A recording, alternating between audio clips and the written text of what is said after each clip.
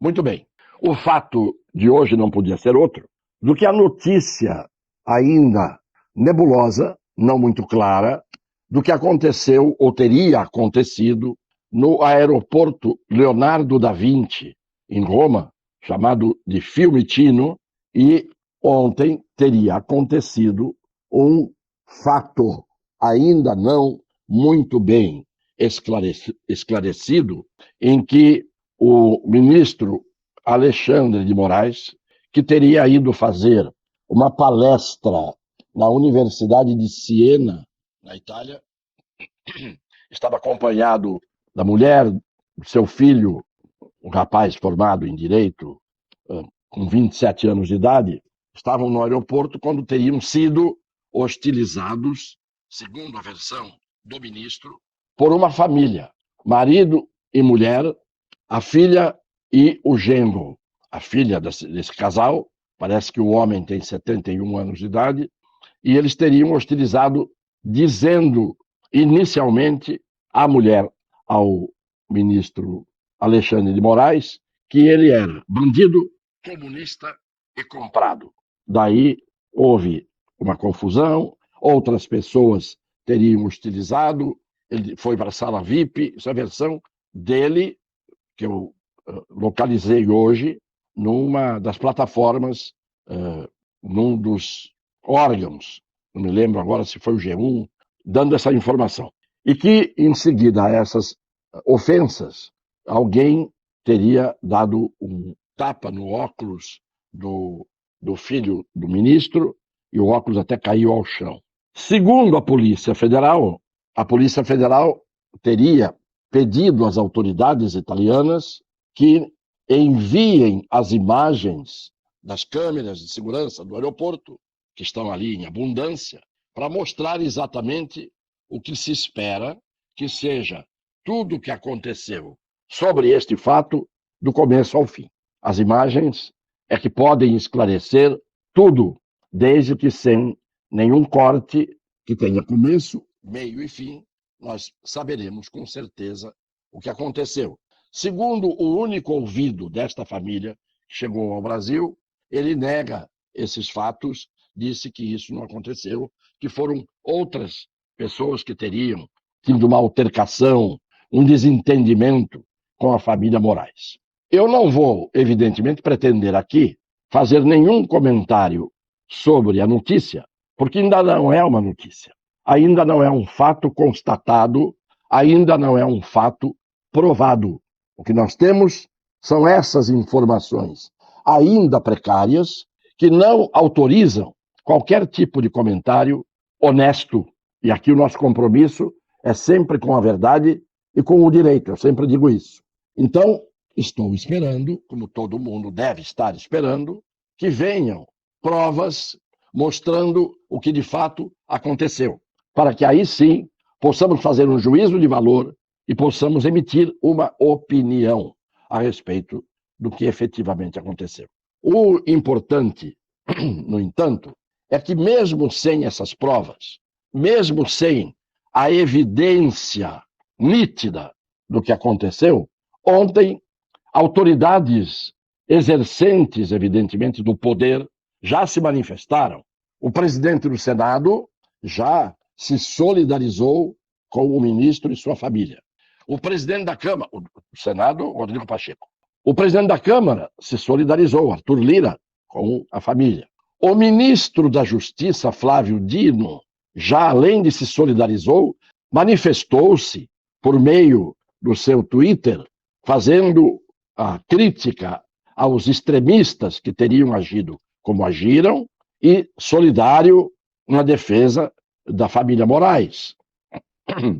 O mesmo aconteceu com Gleisi Hoffmann. E essas manifestações, portanto, são manifestações que são válidas, porque cada um tem o seu direito de se expressar e de opinar.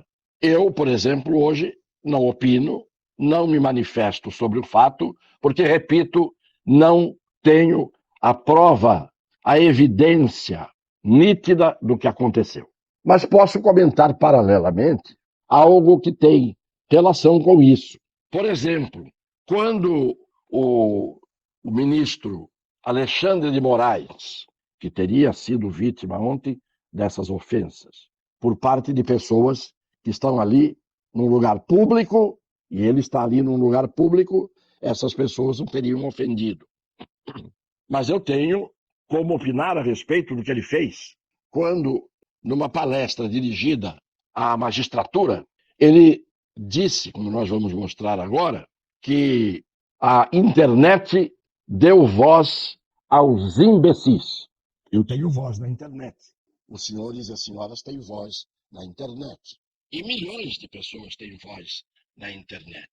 Além disso, nós vamos mostrar também, na votação da ação direta de inconstitucionalidade, número 4451, no Supremo Tribunal Federal, em 2018, se não me engano, ele fez a apologia, enalteceu de forma enfática o direito à liberdade de opinião, à liberdade de expressão, dizendo, inclusive, que os homens públicos que não queiram se expor a isso, não se exponham em público, não se mostrem publicamente e não ocupem cargos políticos.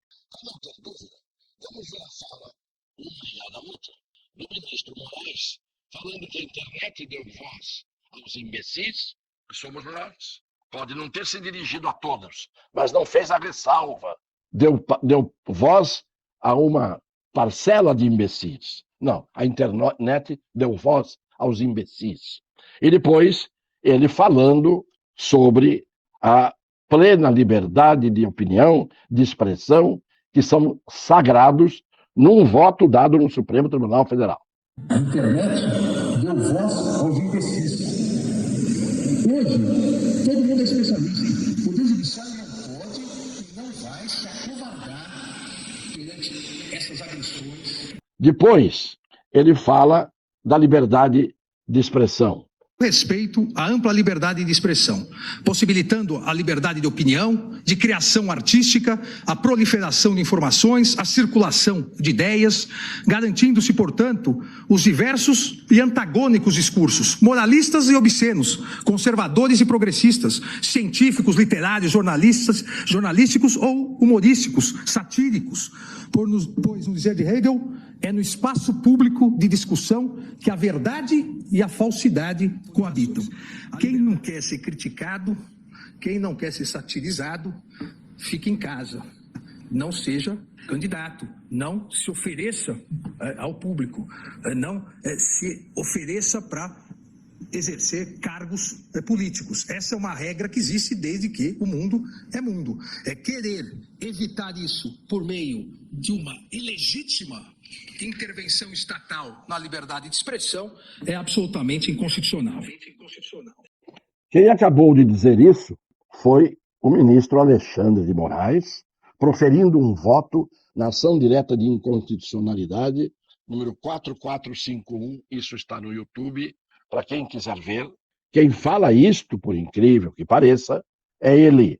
Fique em casa, quem não quiser se expor, etc, etc, etc. E a liberdade de expressão e de opinião são sagrados desde que o mundo é mundo. E nós ficamos a pensar, quando o ministro Alexandre de Moraes, com ênfase e de uma forma límpida, disse o que disse antes e faz o que faz agora, há uma contradição absoluta entre os dois Alexandres. Muito bem, mas o que eu quero colocar, que é mais importante, é que parece de propósito que as coisas acontecem dentro de umas coincidências muito inexplicáveis. Quinta-feira, o ministro Barroso compareceu indevidamente, porque é ministro do Supremo, embora ele tenha dito indevidamente que o Supremo teve uma ascensão vertiginosa e hoje exerce um poder político, o que é uma heresia, o que é um absurdo. O Supremo não exerce poder político coisa alguma, nem pode exercê-lo, porque se exerce poder político, toma partido antecipadamente pelas ideologias adotadas pelos ministros, professadas pelos ministros. Então, como a fala dele repercutiu de uma forma muito intensa, constrangendo, segundo notícias, alguns dos próprios ministros, seu seus colegas do Supremo, ao falar na UNE como se fosse um aluno militante ideológico, ladeado, aparecendo na mesma imagem, pelo ministro da Justiça Flávio Dino, que durante anos ocupou um cargo no Partido Comunista e sempre se declarou comunista. Então, a gente acaba vendo que esta fala do Barroso, que despertou até do seu sono de urso hibernado o senhor Rodrigo Pacheco, que resolveu dizer na altura que a fala do ministro Barroso era inadequada, não tinha cabimento, e houve pedidos de impeachment que foram endereçados ao Senado em razão da fala dele, não apenas de dizer que o poder judiciário, que o Supremo tem hoje um poder político, exerce um poder político, mas principalmente porque ele traduziu isso de uma forma prática, dizendo: derrotamos a ditadura, derrotamos a tortura, derrotamos o bolsonarismo. Isto mais panfletário esse discurso não poderia ser. Acho que até mesmo aqueles mais radicais militantes da UNE, estudantes profissionais, não devem ter falado com a ênfase com que falou o ministro Barroso. Pois bem, era o assunto. Todo mundo se levantou. E até os que se silenciaram porque estavam abismados com aquela manifestação. Os aliados dele, uns calaram e até o Rodrigo Pacheco fez a censura. E disse que ele tinha que se retratar. E ele não se retratou. E em duas notas oficiais contraditórias, conflitantes, uma trombando com a outra, o Supremo dá uma nota dando uma explicação para o que ele queria ter dito quando disse o que disse, e ele dizendo coisa diferente quando disse o que queria ter dito. Quando eu digo uma coisa aqui, eu estou dizendo de forma clara e objetiva. E o ministro Barroso tem inteligência e articulação suficiente para não ter que explicar no dia seguinte o que quis dizer na véspera, quando disse o que não cabia dizer e tentou consertar o que não tem conserto. Portanto, o que a gente acha estranho é que o caso do aeroporto de Roma tomou os espaços do noticiário e abafou o desdobramento do que tinha se desenrolado a partir da fala do ministro Barroso. Trocou-se de tema.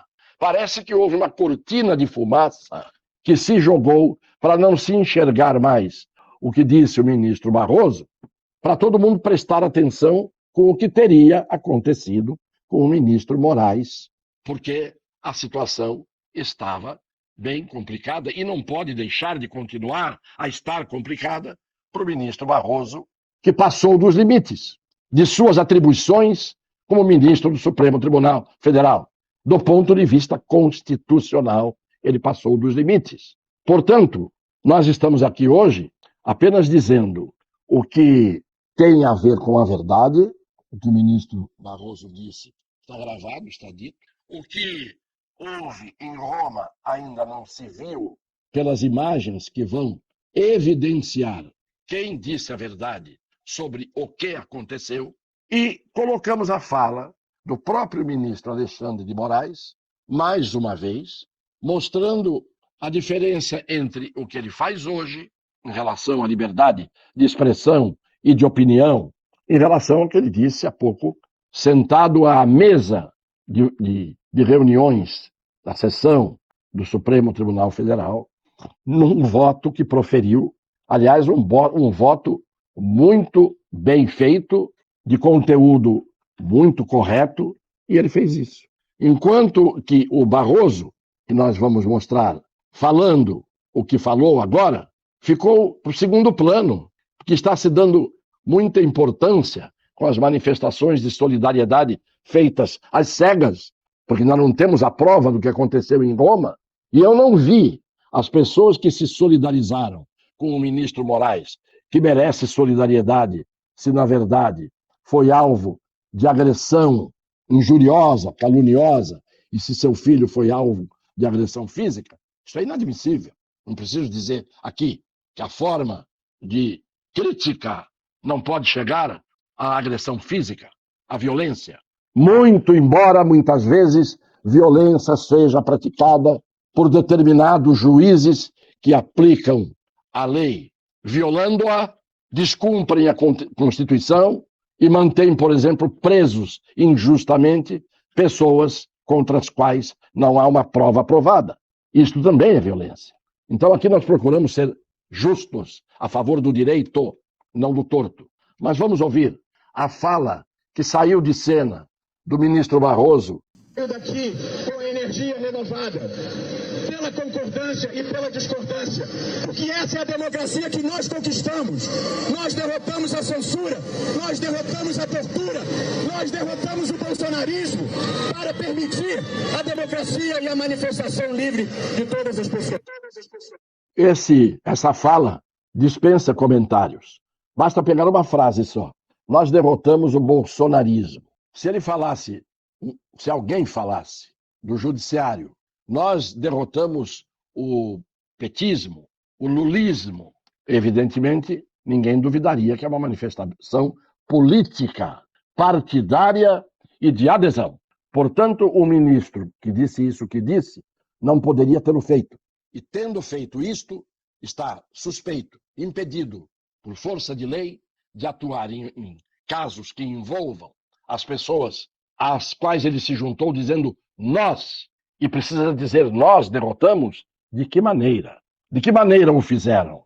Portanto, por hoje, nós ficamos aqui esperando que se vá adiante no caso do ministro Barroso, porque não pode ele ser apagado pela cortina de fumaça que se colocou à frente pelo episódio de Roma. E quanto ao episódio de Roma, que não haja nenhuma cortina de fumaça que nos impeça de ver na íntegra, do começo ao fim dos acontecimentos, o que aconteceu efetivamente naquele aeroporto, para podermos opinar condenando aqueles que, se fizeram violência, estão totalmente errados, mas é preciso que essa violência venha à tona para que a gente faça o que fizeram os que ontem, bajulando precipitadamente, pressurosamente, assodadamente, já foram prestar uma solidariedade sem conhecer os fatos exatamente integralmente. Um beijo no coração das pessoas de boa fé.